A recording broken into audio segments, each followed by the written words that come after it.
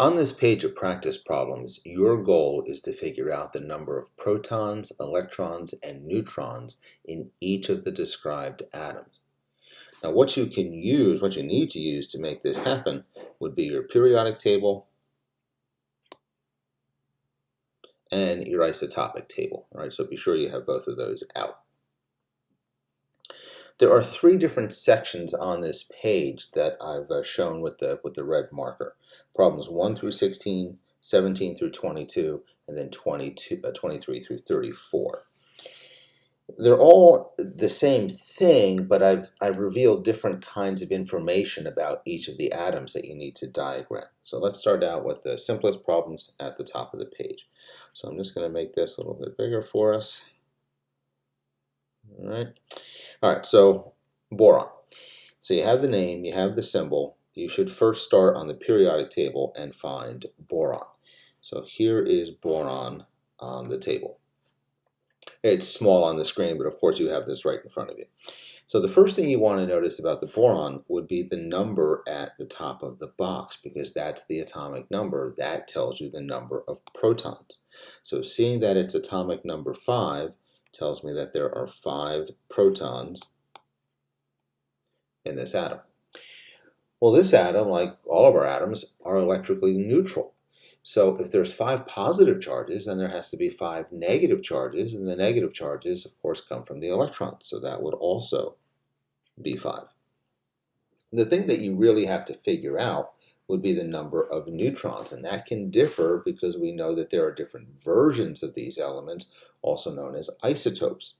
So the only way to get this information is to use an isotopic table. Now, some of you might remember your years in high school, and you might have been taught something about taking the atomic mass at the bottom of the box and rounding that off to the nearest whole number. That is not a totally reliable way of making this calculation. I understand why your teacher may have done that, basically because they did not want to provide an isotopic table to you. So we need to do the right thing here. So what you need to do is to go to the isotopic table, find boron, and I see that there's 2 isotopes here. There's no hint or clue as to which isotope to use in the original problem. So if you're not told which isotope to use, there really is a reasonable choice that you should make here, and that would be the one that's most common. So of the 2 versions, 10 and 11, we can see that version 11 is much, much more common than version 10. So that's the one we're going to solve this problem with. So the way to do this is to use the atomic mass number. Atomic mass number, remember, is protons plus neutrons. We just determined that we're going to use the atomic mass number of 11 in this case. So we need to solve for neutrons. Well, we've already determined the number of protons here. We know that to be 5. So in place of P, I'm going to write in 5, and now we have an expression that needs to be solved for an unknown. We do this all the time. You solve for n, and n is apparently 6. So now we know that there are 6 neutrons in this atom. And you're just going to keep doing this for this entire section, right? So I'll do 2 more, let's say. All right, so we're always going to need to be on our periodic table to start. Okay, so nitrogen. So find nitrogen on the table. So now finding all the elements on the table, that takes a little time. Normally over the course of 14 weeks or so, you would definitely learn the location of some of the common atoms. If you are really struggling with finding atoms on the chart, you could go online and you can find an alphabetical listing of the atoms. It won't be organized in a table. It'll just be a list, but it might save you time finding the atoms. Now, if it were me, I would just hunker through and give myself every opportunity to have a general understanding of where to find these elements on the table. So we're looking for nitrogen. Here it is right here. I see that it's atomic number 7. So that tells us how many protons are present. 7 protons. Since it's electrically neutral, like the vast majority of our atoms, we have the same number of electrons. All that needs to be figured out is the neutrons. And for that, you need to go to the isotopic table. The reason you need the isotopic table is you need the atomic mass number. No periodic table contains the atomic mass number. So let's go to the isotopic table, find nitrogen, and once again, we see that there are two possibilities. Now, one is very much more common than the other. That's number 14. So we know that the atomic mass number, 14, is equal to protons plus neutrons, where we've already figured out that the number of protons is 7. So the missing number of neutrons must be 7. All right, let's go down to number 9, nickel. So nickel is certainly a metal. So if I'm going to be looking for it on the table, I'm not going to look on the right side of the staircase. I know I'm going to be searching on the left side. And here it is, number 28 on the table. Let's change colors here. So number 28, that tells us the number of protons. So for nickel, we have 28 protons. For the electrons, of course, it's also 28. It's the number of neutrons that needs to be calculated, and that requires the isotopic table. So if this is where nickel is on this table, then we can expect to find nickel in the same spot on the isotopic table. All right, and here is nickel. So now we have 3 isotopes, and one of them is definitely the most common. That seems to be number 58. So 58, the atomic mass number, is equal to the protons, which we know to be 28, plus the number of neutrons. So we have to solve for neutrons, and that works out to 30. So that's how you complete the first section, right? You definitely need both tables for that. So let's look at the problems in the second section. So here, we're not just given the symbol of the element, we're given the hyphen notation. And being given the hyphen notation is very, very useful in these kinds of problems because the hyphen notation includes the atomic mass number. That means you do not need to go to the isotopic table to get the atomic mass number. You do not need to figure out which one is the most common and then use that to make the calculation to find the neutrons. So this just requires a regular periodic table. So phosphorus, P-31. So we're dealing with phosphorus. So phosphorus, let me just clean this up a little bit. So phosphorus is right here, number 15 on the table.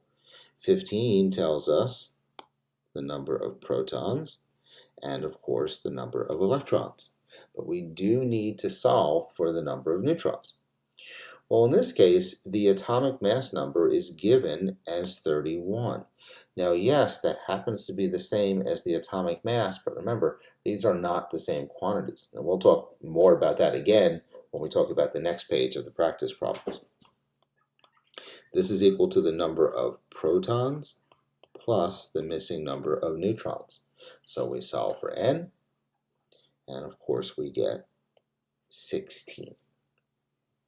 All right, one more of these. Gold, or Au200. So we're going to find gold on our table.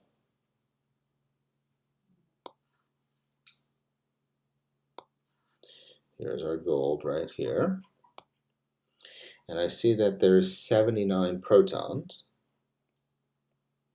And then, of course, 79 electrons. Now we need to find the numbers of neutrons. And again, to find the number of neutrons, you have to have the atomic mass number, which we do in fact have because we're dealing with the hyphen notation. So here we are with an atomic mass number of 200. And that, of course, is equal to the protons, 79, plus n. So we need to solve for n. So you solve this, use a calculator, of course, right? Don't run the risk of getting the wrong answer. And this looks like it's 121 neutrons. Now, what if you did look up the isotopic number in this case, right? Because students do that, and it does lead to a series of questions. Seeing that it's gold 200 in the question itself means, of course, you do not need the isotopic table.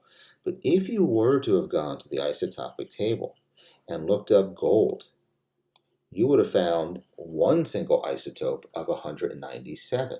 And it says that that occurs 100% of the time. So is the question wrong?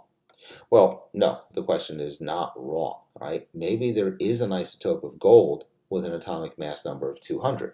If there is, why is it not on the chart that I gave you? There are limitations to this chart. So the first thing you should notice on the chart is that there's never more than 3 isotopes in any of the boxes.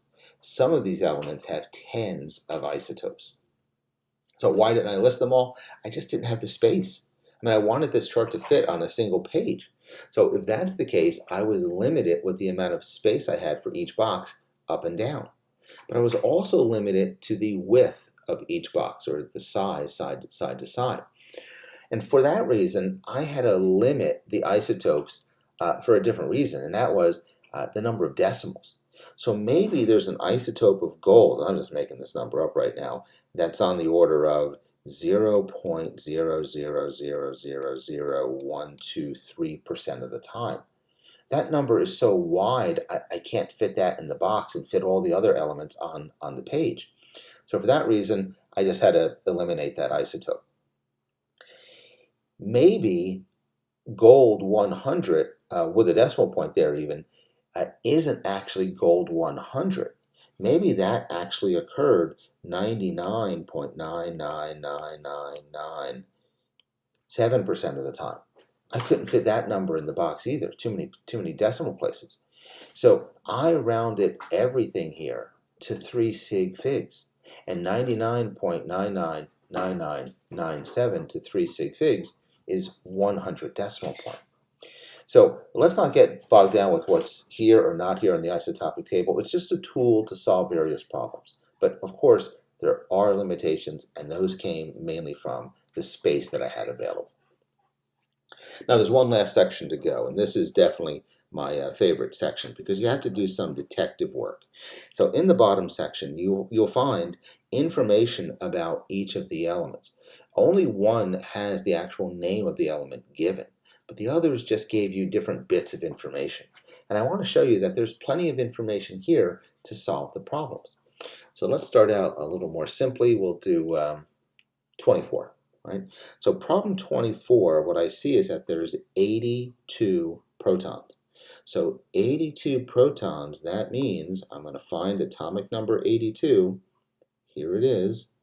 And that means we're dealing with lead. So this is number 82, lead. So I know the name is lead. The symbol is Pb. Now these all need to be hyphen notations. Right? I can't finish that just yet. I'll be back to that in a moment. 82 protons means 82 electrons. And now everything is complete except for the rest of the hyphen notation. So I need the atomic mass number. Now if you went to the isotopic table, you might find different versions of lead. So let's see what we have here. Yes, there's 3 different isotopes of lead. But remember, I don't need a trip to the isotopic table for this problem. We've used the isotopic table in the past because we needed that information to figure out the number of neutrons. Well, I already have the number of neutrons as 125. So remember, the number of protons plus the number of neutrons is equal to the atomic mass number. So 82 plus 125 is an atomic mass number of 207. So this is Pb 207. All right, so let's do one more of these. 27. All right, so problem 27. First thing I want to find is that there's an atomic number of 47. So we go to the table, and right here, with the check, you see number 47, silver. So this is silver with the symbol Ag, and of course the hyphen. If it's 47 protons, then there has to be 47 electrons. So all that's missing is the number of neutrons and the atomic mass number from the hyphen notation. So now I need the isotopic table. There's really no option. So I go to the isotopic table. Here's silver with the check. And we see that there are two separate isotopes, right? 107 and 109. There's no guidance in terms of which one to use, so of course we're going to use the most common. And that would be the 107. That occurs almost 52% of the time. So what we know is that this is silver 107. But we need to solve for the number of neutrons. So the atomic mass number, 107, is equal to protons, 47, plus n. So 107 minus 47, the missing number of neutrons is 60. All right, folks, the only problem that's different is number 31. You'll see the asterisks around it. And the reason that those are there is because there are two separate elements in the charts that have atomic mass numbers of 86. So there's no way to know which of the two elements this problem is about. So your options include choose one, right? You just pick which element you want the problem to be about. Or you could do what I did. I divided each of these boxes on my answer key, and I figured out the answer for both elements. That's totally up to you. All right, folks, any problems? All right, get in touch with me. I'll endeavor to help you out.